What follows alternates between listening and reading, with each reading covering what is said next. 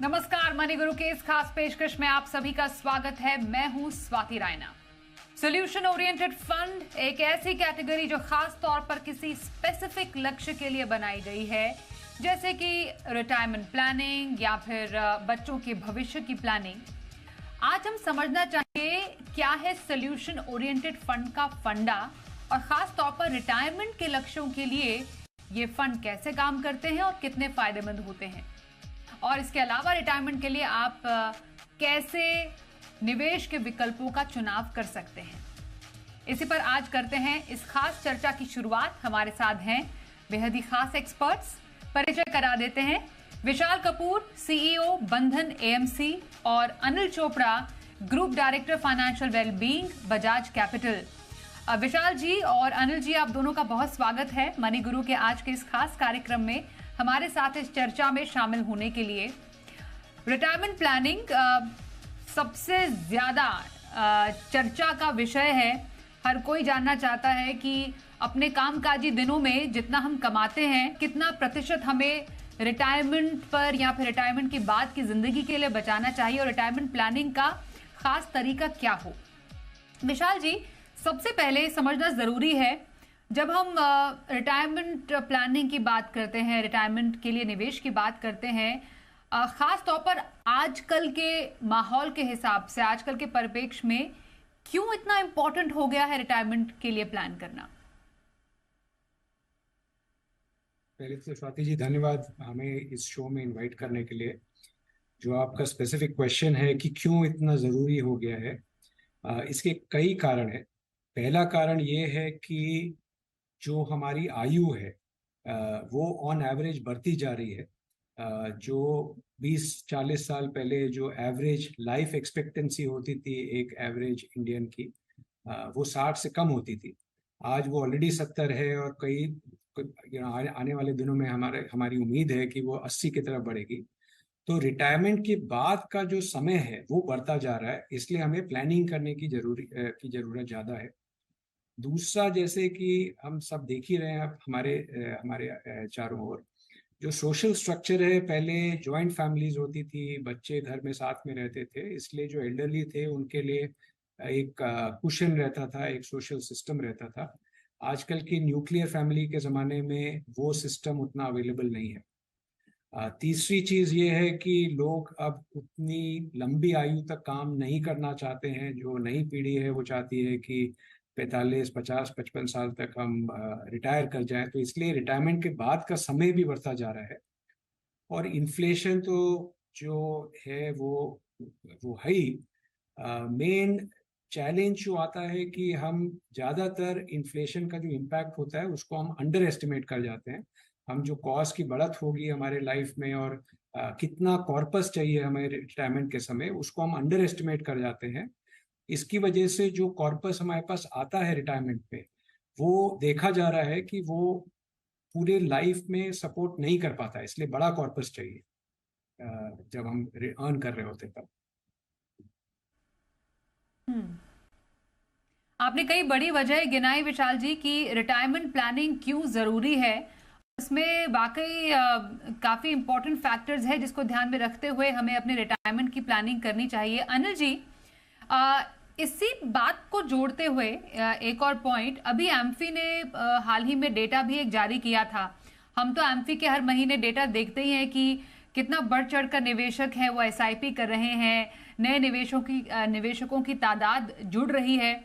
ये नंबर सुनने में बहुत अच्छे लगते हैं, लेकिन एक और जो इसका दूसरा पहलू है वो थोड़ा चिंता में डालने वाला विषय है। वो ये है कि एम्फी कहता है कि लोग निवेश तो कर रहे हैं, लेकिन लंबे समय के निवेश के लिए लोगों का रुझान थोड़ा कम हो रहा है, और बहुत सारे ज्यादातर निवेश ऐसे हैं जो कि 2 साल के अंदर ही लोग रिडीम कर देते हैं, निकल जाते हैं उन निवेश से।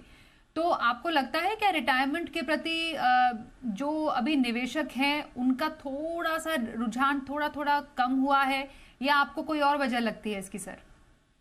हाँ, देखिए, इस प्रश्न का उत्तर मैं दो तरह से दूंगा। एक तो ये कि जहाँ तक रिटायरमेंट प्लानिंग को लेके लोगों की जागरूकता की बात है, उसमें थोड़ी सी तो बढ़ोतरी हुई है, लेकिन अभी भी जितनी होनी चाहिए उससे हम बहुत दूर हैं। पीछे कई सारे सर्वे हुए हैं, और एक जो बहुत ही इंपॉर्टेंट सर्वे हुआ उसमें ये पाया गया, वो हमने ही किया था, जिसमें हमने ये पाया कि जिनकी उम्र 50 साल या उससे ऊपर हो गई है, उसमें से 70% लोग ऐसे निकले जिन्होंने रिटायरमेंट के बारे में सोचना शुरू ही नहीं किया था। तो बताइए कि 60 साल में तकरीबन इंडिया में लोग रिटायर हो जाते हैं, 90-95% लोग। और अगर 50 साल की उम्र हो गई है और ये सोच के बैठे हैं कि भाई हमारा तो प्रोविडेंट फंड ही काफी हो जाएगा, या हमें तो पेंशन मिल जाएगी जो सरकारी कर्मचारी हैं, या हमारे बच्चे हैं वो अच्छा कमा रहे हैं तो हमें कोई जरूरत नहीं है, तो ये एक बहुत बड़ा गैप निकला रियलिटी में और परसेप्शन में। तो एक तो ये हो गया। दूसरे जो आपने प्रश्न पूछा एमपी की डेटा वाली, उसका मैं सारा जो श्रेय है या जो भी या क्रेडिट या डेबिट में दूंगा कि जो यंगस्टर्स हैं जो पिछले कुछ 2-3 सालों में गेमिंग ऐप की तरफ भी बहुत ज्यादा स्पीड से बढ़े, और साथ ही जो डायरेक्ट ये इक्विटी और म्यूचुअल फंड सिप्स की भी जो बहुत सारे प्लेटफॉर्म आ गए हैं, वहां पे भी बहुत सारे नव युवा जो लोग हैं उन्होंने 2-2, 3-3 हजार रुपए की सिप लेके, लेकिन वो किसी लंबे गोल को ध्यान में रख के नहीं आए इसमें निवेश करने के लिए। वो ये सोच के आए कि मार्केट चढ़ रही है और फटाफट से कुछ पैसे जोड़ें और एक मोबाइल फोन ले लें, आईफोन ले लें। तो उन्होंने 2-2, 3-3 साल के लिए 3-3, 4-4 हजार रुपए जोड़े। जैसे उन्होंने देखा कि भी हमने इन्वेस्टमेंट किया था 1 लाख का, बढ़ के 1,40,000 हो गया, उन्होंने उसको कैश करके अपनी आइटम ले ली। तो उसके चलते ये देखा गया है कि पिछले कुछ महीनों में, 23-24 महीनों में, जो 1.5-2 करोड़ लोग जो इसमें ऐड हुए हैं म्यूचुअल फंड इंडस्ट्री में, वो सारा युवा वर्ग हुआ है, और उनकी जो ओरिएंटेशन है वो लॉन्ग टर्म नहीं है। लेकिन एट द सेम टाइम ऐसा नहीं है कि सिचुएशन बहुत ही ग्लूमी है। बहुत सारे लोग अब ऐसे भी हैं जो कि अभी 30s में या 40s में ही हैं, और उनकी जागरूकता बढ़ गई है। उनको समझ में आ गया है कि वो अभी से ही अगर रिटायरमेंट के बारे में सोच के जोड़ना शुरू करेंगे, एक प्लान बनाएंगे, उसको इंप्लीमेंट करेंगे, तब जाके वो लंबी जिंदगी जी पाएंगे। विशाल जी ने बहुत ही अच्छे सोशल विजन बताए कि किस करके अब जो है लोग आगे जाके लंबा जिएंगे, और उसके बाद 60 के बाद उनकी सेहत भी अच्छी होगी। जैसे जैसे लोगों की जागरूकता बढ़ रही है और अपना वो ध्यान रखते हैं, उसके चलते उनको पैसे भी ज्यादा चाहिए होंगे। उन्होंने विश्व भ्रमण करना है, उन्होंने 4 धाम यात्रा करनी है, उन्होंने अपने बच्चों के पास जाना है क्योंकि बच्चे बाहर जाके सेटल हो रहे हैं। उसके चलते रिटायरमेंट के बाद फंड्स की रिक्वायरमेंट काफी स्पीड से बहुत ज्यादा बढ़ने वाली है। तो बहुत सारे लोग जो है वो अभी से तैयारी भी कर रहे हैं, और वो पीपीएफ के जरिए, एनपीएस के जरिए, रिटायरमेंट प्लानिंग फंड्स के जरिए और इक्विटी म्यूचुअल फंड्स में लॉन्ग टर्म सिप के निवेश करके वो अपने एक रकम जोड़ते जा रहे हैं और एक प्लान पे काम कर रहे हैं। तो दोनों तरफ से मैं कहूंगा कि बिल्कुल सही बोला आपने सर। हाँ, थोड़ा सा यंगस्टर्स का जो है वो डिफरेंट एक उनका वर्ड है। बिल्कुल आपने सही बोला, क्योंकि अभी जो यंगस्टर्स उनका ये भी रुझान रहता है थोड़ा जी लिया जाए, थोड़े अपने शौक पर खर्च कर लिया जाए। इसमें कोई बुराई नहीं है, लेकिन एक बैलेंस होना जरूरी है। जैसा हमारे तमाम एक्सपर्ट, जैसे आप, जैसे विशाल जी बताते रहते हैं कि क्यों जरूरी है रिटायरमेंट प्लानिंग, और उसके बड़े कारण तो आप दोनों ने गिना ही दिए। अब इस पूरे प्रोसेस में विशाल जी स्पेसिफिकली रिटायरमेंट के लिए ही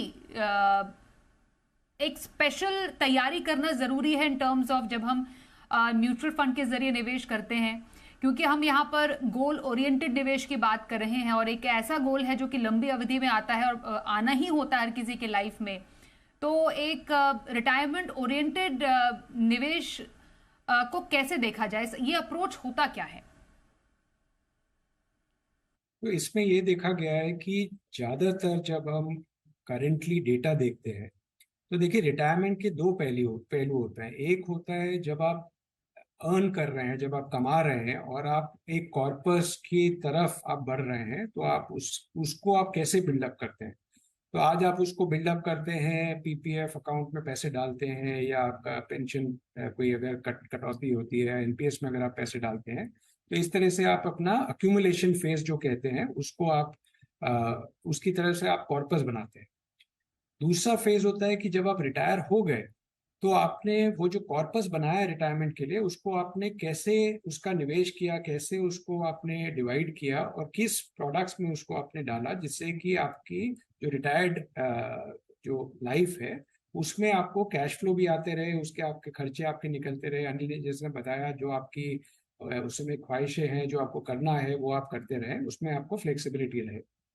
तो दोनों ही फेज में एक चीज जो देखा गया है वो ये है कि हम जनरली बहुत ज्यादा कंजर्वेटिव हो जाते हैं, हम बहुत ज्यादा सेफ्टी ढूंढते हैं, इसलिए हम बहुत ज्यादा फिक्स्ड इनकम की तरफ ओरिएंटेड रहते हैं। तो ज्यादातर अगर आप एलोकेशन आज देखें निवेश का, वो सेफ्टी रहता है। सेफ्टी अच्छी है, लेकिन उससे चैलेंज या प्रॉब्लम ये आती है कि फिर ग्रोथ नहीं हो पाती है, और इन्फ्लेशन को आप कैसे बीट करेंगे, वहां थोड़ा चैलेंज हो सकता है आ जाए। इसलिए हमारा मानना है कि रिटायरमेंट के दोनों पहलू की तरफ अगर आप कमा रहे हैं और अपना कॉर्पस बना रहे हैं, तो कई सालों तक आपको इन्वेस्ट करना है। इसलिए थोड़ा ग्रोथ ओरिएंटेड म्यूचुअल फंड के थ्रू, रिटायरमेंट प्लान के थ्रू आप उसके बारे में सोच सकते हैं।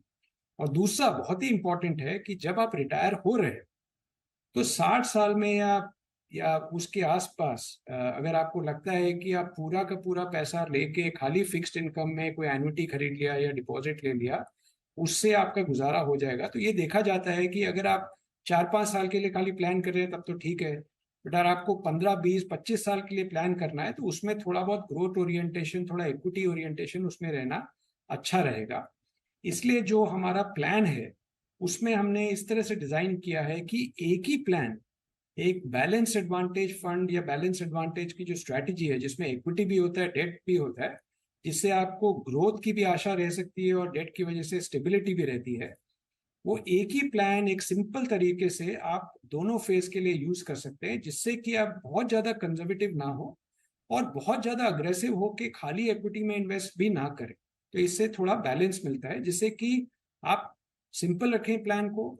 आप जब आप अर्न कर रहे हैं तो आप उसका फायदा उठाएं ग्रोथ का, और जब आप रिटायर हो रहे हैं तो जब कॉर्पस आपको मिल गया है तब भी आप ग्रोथ का फायदा उठाएं। और म्यूचुअल फंड के माध्यम से आपको पता है कि SWP, सिस्टमैटिक विड्रॉल प्लान के थ्रू आप अपना कैश फ्लो बहुत ही आसानी से, आप बहुत फ्लेक्सिबिलिटी से आप उसे यूज कर सकते हैं, तो उसका आप फायदा उठाएं। तो विशाल जी, आप कह रहे हैं कि जो रिटायरमेंट स्पेसिफिक प्लान है एक डायनेमिक अप्रोच से काम करते हैं, साथ ही डाइवर्सिफाइड इक्विटी के साथ साथ एक हाई क्वालिटी डेट में भी निवेश होता है। बेसिकली एक हाइब्रिड मॉडल है जिसकी हम यहाँ पर बात करें। सर, टैक्सेशन के लिहाज से, लॉक इन के लिहाज से क्या खासियत होती है इन तरीके के प्लान्स की, जिनको हम यूजुअली सोल्यूशन ओरिएंटेड या रिटायरमेंट स्पेसिफिक प्लान्स भी कहते हैं? तो इस प्लान में जो हम आप ऑफर कर रहे हैं, ज्यादातर प्लान्स में मार्केट में आपको जो टैक्सेशन लगता है वो इक्विटी फंड का टैक्सेशन लगता है, जो क्योंकि उसमें रेट ऑफ टैक्स काफी कम होता है। बिकॉज इक्विटी में जैसे आपको पता है लॉन्ग टर्म कैपिटल गेन्स खाली 10% लगता है, तो 10% का टैक्स जनरली लोगों के लिए फायदेमंद रहता है अगर आप टैक्स पे कर रहे हैं तो। और दूसरा, ये जो फंड है उसमें रिटायरमेंट के पहले तक अप टू 5 साल का उसमें लॉक इन होता है। तो अगर आप यंग है और आप अपना कॉर्पस बना रहे हैं, तो जनरली जो देखा गया है, जो आपने पहले भी, अनिल जी ने भी कहा और आपने पहले मेंशन किया, कि अगर हम इक्विटी में इन्वेस्ट करते हैं तो कहीं ना कहीं एक फियर आ जाता है, कहीं वॉलेटिलिटी आती है, तो आप पैसे निकाल लेते हैं। लेकिन ये भी देखा गया है कि अगर आप 5-6 साल से ज्यादा रखते हैं इक्विटी में पैसा, तो आपका वॉलेटिलिटी आपकी थोड़ी कम हो जाती है और पैसे आपको फायदा होने की संभावना ज्यादा बढ़ जाती है। इसलिए इस फंड में 5 साल का लॉक इन रहेगा। कब लॉक इन रहेगा? या जो आपकी रिटायरमेंट एज है, तो रिटायरमेंट एज के बाद कोई लॉक इन नहीं रहेगा, बट 55 तक आपका 5 साल का लॉक इन रहेगा। उसके बाद 5 साल या 4 साल या 3 साल के हिसाब से रिटायरमेंट के बाद आपको लॉक इन नहीं रहेगा। इससे आपको फायदा ये है कि जब आप इसमें निवेश करते हैं तो आप कम से कम 5 साल का आप इन्वेस्टमेंट सोच के चलिए। अब हम भी ये भी देखते हैं कि लोग पीपीएफ में पैसे लगाते हैं, वहां तो 15 साल का लॉक इन से वो कंफर्टेबल है, तो इसलिए 5 साल का लॉक इन यहाँ पे हमें लगता है कि कंफर्टेबल रहेगा। बट उससे फायदा ये है कि जो इक्विटी मार्केट की साइकिल रहती है, वॉलेटिलिटी रहती है, वो आप एक बार बिना अपने इन्वेस्टमेंट को टच करे आप देख पाए, और उसके बाद अगर आप सेटिस्फाइड हो तो आप कंटिन्यू करें उसमें। एंड जनरली देखा गया है कि उस लॉक इन की वजह से मुनाफा ज्यादा हो जाता है, बिकॉज लोग ज्यादा लॉन्ग टर्म के हिसाब से ध्यान रखते हैं। तो रिटायरमेंट के लिए कैसे प्लान की आपको जरूरत है, इस पर कर रहे हैं खास चर्चा। बंधन एएमसी के सीईओ विशाल कपूर हमारे साथ है और बजाज कैपिटल के ग्रुप डायरेक्टर अनिल चोपड़ा से कर रहे हैं खास बातचीत। Anil ji, retirement specific plans की यहाँ पर बात हो रही है, ये एक अप्रोच हो सकता है रिटायरमेंट प्लानिंग के लिए। आपकी नजर में रिटायरमेंट फंड को एक अलग तरीके से उसका अप्रोच रखना, जिससे कि एक डिसिप्लिन रहे, आपकी नज़र में कितना ज़रूरी है? और महंगाई के लिहाज से ऐसा अप्रोच कितना काम करता है? या फिर आप फुली इक्विटी की तरफ अगर जाएं रिटायरमेंट प्लानिंग के लिए, तो वहां पर क्या फायदे हो सकते हैं? हाँ, देखिए कि अच्छी पहल है म्यूचुअल फंड इंडस्ट्री की। जो रिटायरमेंट फंड्स जो लॉन्च हुए करीब 10-12 साल हो गए, 4-5 एएमसी ने लॉन्च किए हैं ऑलरेडी। एक्सिस ने, निप्पॉन ने, आईसीआईसी प्रूडेंशियल, एचडीएफसी ने, बंधन म्यूचुअल फंड भी जिसके विशाल जी सीईओ हैं, उनका भी एनएफओ चल रहा है। तो ये एक अच्छी कैटेगरी है। नाम से ही पता चल जाता है कि भाई अगर आप रिटायरमेंट के लिए एक कोई प्लानिंग कर रहे हैं तो यहाँ पे आके आप कुछ अपनी रकम को यहाँ छोड़ सकते हैं, ताकि जो 5 साल का लॉक इन रहेगा, एक डिसिप्लिन आ जाएगा, और उसके बाद जब आपकी रिटायरमेंट आ जाएगी उसके बाद एसडब्ल्यूपी के जरिए आप उसमें से धीरे धीरे पैसा निकाल सकते हैं। लेकिन याद रहे स्वाति कि हमें कुछ और रूल्स भी ध्यान में रखने हैं। जैसे कि रिटायरमेंट के बाद ब्रॉडली हम 3 जगह कहते हैं पैसा बांटना चाहिए, डेट में, इक्विटी में और गोल्ड में। गोल्ड में तो मान लीजिए 10% वो सबका होता ही है। ब्रॉडली आपको डेट और इक्विटी में डिवाइड करना है। और उसका एक जो टाइम टेस्टेड बहुत पुराना रूल एक चलता आ रहा है, गोल्डन रूल, दुनिया भर में मशहूर है, वो ये है कि 100 में से अपनी उम्र घटाइए और उतना परसेंट रखिए इक्विटी में। तो यानी कि अगर आप रिटायर होने वाले हैं 60 साल के हैं तो 40% इक्विटी में और 60% या 50% डेट में। और अगर अभी आप यंग हैं और अभी आपको 10 साल बाकी हैं रिटायरमेंट में, तो आपका इक्विटी में ज्यादा हो सकता है। तो यहाँ पे आप ये पाएंगे कि जो एग्रेसिव इक्विटी फंड्स हैं, यानी कि जिसमें इक्विटी की परसेंटेज 50-60% या 70% तक है और डेट की जो परसेंटेज है वो 20-30% है, वो ज्यादा उपयुक्त रहते हैं, वो ज्यादा अप्रोप्रिएट रहते हैं ऐसे लोगों के लिए जो रिटायरमेंट की तैयारी कर रहे हैं। और उसमें ये जो कैटेगरी है जो रिटायरमेंट प्लानिंग फंड्स की, जिसकी हम आज चर्चा कर रहे हैं, ये एक अच्छा रोल प्ले करती है। तो लेकिन एक और भी रूल है, वो है डाइवर्सिफिकेशन का, कि हमें अपने सारे फंड्स जो है वो एक ही स्कीम में नहीं लगा देने हैं। अगर हमारे पास रिटायरमेंट के लिए मान लीजिए हमने 1 करोड़ रुपए जमा करना है, तो हम ये कभी नहीं सजेस्ट करेंगे कि आप सारा पैसा वो रिटायरमेंट प्लानिंग फंड्स में डाल दें या एक ही एएमसी के फंड में डाल दें। वहां हम ये सजेस्ट करेंगे कि आप 4-5 एएमसी में अलग अलग बांट के, और इक्विटी, प्योर इक्विटी में भी लगाएं, प्योर डेट में भी लगाएं और हाइब्रिड में भी लगाएं। इसके साथ ही जो कुछ फिक्स्ड इनकम की स्कीमें हैं, जैसे कि पीपीएफ हो गया या एनपीएस हो गया, इस तरीके से अगर आप एक वेल डाइवर्सिफाइड रिटायरमेंट प्लान बनाएंगे जिसमें प्योर इक्विटी फंड्स भी रहेगा जो आपको लॉन्ग टर्म में काम आएगा, जो आप 80-90 साल के हो जाएंगे, साथ में कुछ हाइब्रिड फंड्स रहेंगे जहां से आप एसडब्ल्यूपी स्टार्ट कर सकते हैं, कुछ पैसा आपका 15-20% रहेगा पीपीएफ और जो सरकारी स्कीमें हैं जैसे कि सीनियर सिटीजन सेविंग स्कीम हो गई या फ्लोटिंग रेट सेविंग बॉन्ड्स हो गए। इस तरीके से अगर आप अपने एक पोर्टफोलियो बनाएंगे, बजाय इसके कि एक ही तरह की स्कीमों में सारा का सारा पैसा बैंक एफडी में लगा दिया या सारा का सारा पैसा बॉन्ड में लगा दिया, वो एक अच्छा नहीं है। सिमिलरली सारा पैसा अगर इक्विटी में डाल दिया ये सोच के कि वहां पे ग्रोथ अच्छी हो जाएगी, वो भी ज्यादा रिस्क लेना हो जाएगा। तो एक बैलेंस अप्रोच ज्यादा अच्छी रहेगी। और उसमें ये जो फंड जिसकी हम आज बात कर रहे हैं एक इंपॉर्टेंट रोल प्ले करेगा। हमारा ऐसा मानना है कि तकरीबन 20-25% जो है आपके कुल रिटायरमेंट कॉर्पस का, वो आप इन ऐसी स्कीमों में लगा सकते हैं। बाकी पैसा जो है आप अपने फाइनेंशियल प्लानर से कंसल्ट करके एक रिटायरमेंट प्लान बनवाएं। उसमें वेरिएबल इनकम के ऑप्शंस भी हों, उसमें गारंटीड इनकम के ऑप्शंस भी हों, उसमें इक्विटी ओरिएंटेड ग्रोथ ऑप्शंस भी हों, और एग्रेसिव इक्विटी की तो हमने यहाँ बात कर ही ली, जैसे कि ये रिटायरमेंट प्लानिंग ऑप्शंस की हम बात कर रहे हैं। तो इस तरीके से एक बैलेंस अप्रोच करके चलेंगे तब ज्यादा अच्छा रहेगा और आप लंबे समय तक एक वरी फ्री, केयर फ्री, एक लंबी सुखमय जिंदगी अपनी रिटायरमेंट के बाद की जी पाएंगे, ऐसा हमारा मानना है। बिल्कुल। मैं इनफैक्ट यहाँ पर एक पोर्टफोलियो कॉम्पोजिशन का जिक्र किया अनिल जी ने कि कितना परसेंटेज अलग अलग कैटेगरीज ऑफ फंड्स में होना चाहिए। विशाल सर, जो ये रिटायरमेंट स्पेसिफिक जैसे जो फंड है, जो इसका पूरा जो नेचर है कि 5 साल का लॉक इन है या फिर रिटायरमेंट फर्स्ट और 5 साल का लॉक इन पहले खत्म हो जाता है, तो ये इसका इस हिसाब से इसकी मैच्योरिटी है। जब कोई अपनी रिटायरमेंट प्लानिंग, मानिए कोई 30 या 35 साल में शुरुआत करते हैं, मैं आपसे एक छोटा सा एक अगर उनके लिए एक रिटायरमेंट निवेश प्लानिंग का अगर समझूं तरीका क्या हो, तो सर शुरुआत आपकी नज़र में कैसे कैटेगरी से की जानी चाहिए? और क्या आप कहते हैं कि टुवर्ड्स जब आप आप अपने रिटायरमेंट की तरफ बढ़ रहे हैं और 5 साल रह गए हों या फिर 10 साल रह गए हो, तब आपको एक छोटा सा जो पोर्शन है वो एक रिटायरमेंट स्पेसिफिक फंड की तरफ भी देना चाहिए, बेसिकली जब आप 50-51 साल के आसपास हों? क्या ये सही तरीका है? तो जो तरीका जो आपने बताया उसमें जनरली ये कहा जाता है, जैसे अनिल जी ने समझाया, कि अगर आप 30-35 साल के हैं तो 100 माइनस 30 मतलब 70-75% आपका इक्विटी में हो सकता है, और फिर जैसे जैसे आप रिटायरमेंट की तरफ बढ़ते हैं तो आपका इक्विटी प्रोपोर्शन कम होकर डेट प्रोपोर्शन ज़्यादा बढ़ सकता है, और फिर रिटायरमेंट के बाद आपका डेट प्रोपोर्शन और ज़्यादा बढ़ सकता है।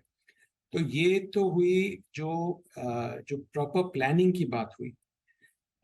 मैं आपसे और ऑडियंस से ये कहना चाहूँगा कि एक्चुअल में अगर हम देखें कि कितने लोग, कितने भारतीय ऐसे प्लान कर पाते हैं और कहीं ना कहीं वो उसको डिले करते हैं, प्रोक्रेस्टिनेट करते हैं, बोलते हैं कल कर लेंगे, परसों कर लेंगे, और वो रिटायरमेंट प्लानिंग शुरू ही नहीं कर पाते, वो हमारे हिसाब से सबसे बड़ा रिस्क है या सबसे बड़ा डेंजर है। तो हमारे सर्वे के हिसाब से अगर 50 साल से ऊपर लोगों से पूछें कि भाई आपने रिटायरमेंट प्लान किया है, कितने पैसे आपने जमा किए हैं, 90% उसमें से लोगों को ये अफसोस होता है कि हमने ये प्लानिंग जल्दी क्यों नहीं शुरू करी। तो हम ये चाहते हैं कि लोग जल्दी से जल्दी अपने रिटायरमेंट प्लानिंग शुरू करें सबसे पहले। और कभी कभी क्या होता है कि जब हम कोई चीज़ शुरू करना चाहते हैं तो एज जैसे एनालिसिस पैरालिसिस, हम एनालाइज करने लगते हैं और फिर बहुत सारे चॉइस होते हैं, फिर हम रुक जाते हैं और कहीं ना कहीं हम कंफ्यूज हो जाते हैं। तो कहीं भी शुरू करें, और ये एक सिंपल माध्यम है कि भाई आप रिटायरमेंट प्लान लीजिए, इसमें डेट भी है, इक्विटी भी है, इसमें एक मॉडल है जिसके हिसाब से जब मार्केट अच्छा लगता है तो हम इक्विटी ज़्यादा लेंगे, जब मार्केट ठीक नहीं लगता है तो हम इक्विटी कम करके डेट ज़्यादा लेंगे। तो वो आप फंड मैनेजर पे छोड़ दीजिए। इंपॉर्टेंट चीज़ ये है कि आप शुरू करें और अपना कॉर्पस बनाना शुरू करें। दूसरी चीज जो बहुत ही इंपॉर्टेंट है कि जब आपको कॉर्पस मिला रिटायरमेंट का, जो आप 60 साल पे आप ड्रॉ करते हैं, तो अब अगर आप रिसर्च करें और देखें लोगों को, ज्यादातर लोगों को लगता है कि इस कॉर्पस से अगर हम प्लानिंग करने बैठे तो 4 5 6 साल से ज्यादा ये नहीं चल पाएगा, क्योंकि हमने उतना ज्यादा कॉर्पस नहीं बनाया है। और जैसे कि हमने पहले बात करी कि आप तो अभी आपको 20 25 30 साल के लिए प्लान करना है, तो वो कॉर्पस अब इक्विटी में थोड़ा रखना बहुत जरूरी है। इसलिए इसके हिसाब से हमारा प्लान ऐसा है कि आप एक ही प्रोडक्ट में, चाहे कि ये ओनली प्रोडक्ट ना हो, बट एक प्रोडक्ट में आप 25 साल के हैं तब भी आप एंटर कर सकते हैं, आप 60 साल के हैं तब भी आप एंटर कर सकते हैं। आपने 25 साल से एंटर किया, सबसे ज्यादा इंपॉर्टेंट ये है कि आप कैसे अपना कॉर्पस ग्रो कर रहे हैं, और फिर प्रोडक्ट में इतनी फ्लेक्सिबिलिटी है कि जब आप ज़्यादा बचा सकते हैं, आपको बोनस मिला, आपकी खरीद तरक्की हुई, कुछ हुआ, तो आप और उसमें कॉर्पस में ऐड कर दीजिए। और फिर जब कॉर्पस बन गया तो म्यूचुअल फंड में SWP की तरफ से आपको जैसे जैसे डिप्लॉय करना है, जैसे जैसे आपके खर्चे बढ़ते हैं, आप उसको यूज भी करिए। तो एक सिंप्लिसिटी इसमें बहुत इंपॉर्टेंट है। इसलिए हम चाहते हैं कि एक प्लान, सिंपल प्लान में आप शुरू करें, जल्दी शुरू करें, और अच्छा सा बड़ा कॉर्पस अपने रिटायरमेंट के लिए बनाएं, क्योंकि वो सबसे बड़ी चीज है हमारे। जी सर। बिल्कुल। तो एक फ्लेक्सिबिलिटी भी है, ट्रांसपेरेंसी भी है, और डिसिप्लिन के साथ आप अपने रिटायरमेंट की प्लानिंग कर सकते हैं। और इनके तमाम बारीकियों पर चर्चा करने के लिए विशाल कपूर जी और अनिल चोपड़ा जी, आप दोनों का बहुत धन्यवाद हमारे साथ इस खास कार्यक्रम में शामिल होने के लिए। मनी गुरु में आज के लिए बस इतना ही। रुकेंगे एक ब्रेक के लिए। देखते रहिए जी बिजनेस।